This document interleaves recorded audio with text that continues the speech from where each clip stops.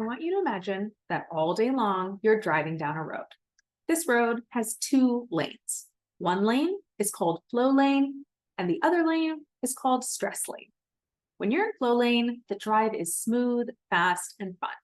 You feel awake, alive, and present. You're at one with your car. It feels like you just think and the car does what you want it to do.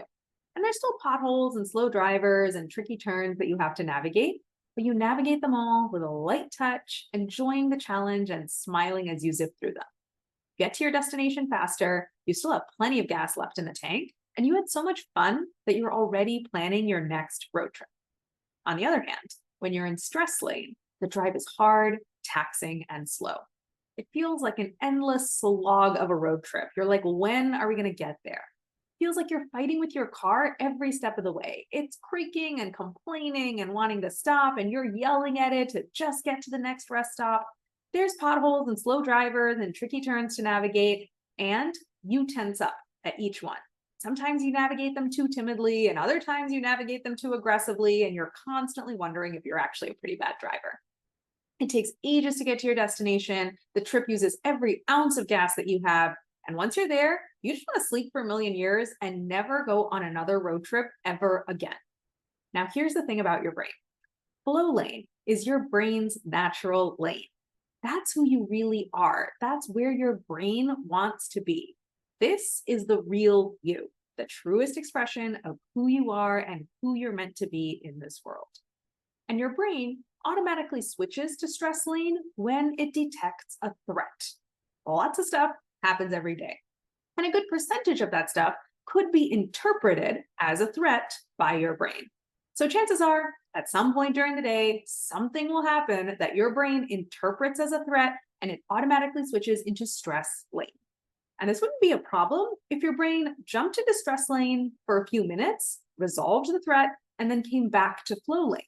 The problem is that your brain, once your brain is in stress lane, it tends to stay in stress lane.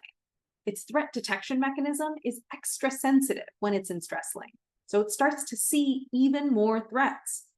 It's burning through a lot of fuel and straining the car by staying in stress lane. And your brain can see that that's happening, which also feels like another threat.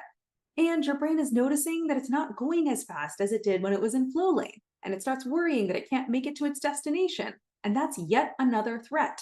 And so your brain gets into this self-perpetuating cycle of detecting more threats and creating more threats and constantly feeling more threatened, all of which keeps it firmly in stress lane.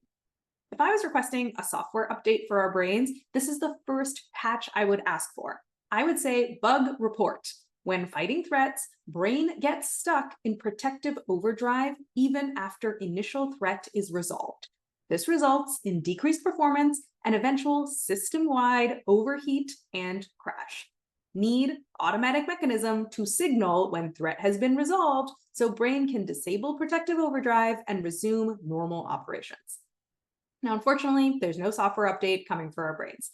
Maybe there will be one millions of years from now as evolution does its thing, but there's no update coming for our specific brains today.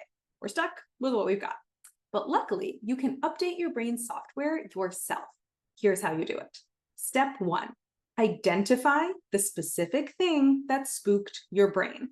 It's important to get specific about what set your brain off in this particular situation and why. In my coaching program, we use the framework that's floating next to me, circumstance, thought, feeling, action, result, to identify exactly what spooked your brain quickly and easily every single time. Step 2, manually signal to your brain that the threat has been resolved. In my coaching program, I teach you 10 specific techniques for doing this. No BS, no sticking your head in the sand and saying, this is fine while Rome burns around you. I'm talking true threat resolution, where we take your brain 100% seriously, but we still check its sources, pressure test its assumptions, and work with it to find the best path forward. Step 3, watch your brain disable protective overdrive and switch back into flow lane. And then step 4, repeat until this becomes automatic. Because luckily, if you do anything enough times, your brain will automate it. This is the exact process I teach inside my coaching program.